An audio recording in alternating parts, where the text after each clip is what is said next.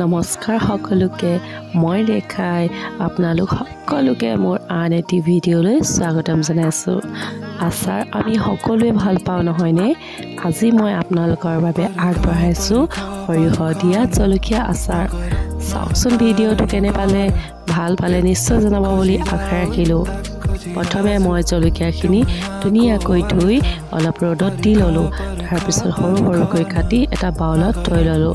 সৰিয়হখিনি মই কেৰাহীত অকণমান গৰম কৰি মিক্সিত দি গুড়ি কৰি ল'লোঁ। চাব যাতে একেবাৰে গুড়ি নহয়। তাৰপিছত মই কেৰাহীত তেল দি গৰম কৰি তাতে পাঁচফোৰণখিনি দি দিলোঁ আৰু লগে লগে গেছটো অফ কৰি অলপ ঠাণ্ডা হ'বলৈ থৈ দিলোঁ। তাৰপিছত মই কাটি লোৱা জলকীয়াখিনিত সেই তেলখিনি দি অলপ লৰাই থাকিলোঁ। তাতে মই এড কৰিলোঁ হালধি আৰু ৰেড চিলি আৰু হালধি মই ৰঙৰ বাবে দিছোঁ। আৰু হালধি দিলে আচাৰখিনি বহুত দিনলৈ ভাল হৈ থাকে।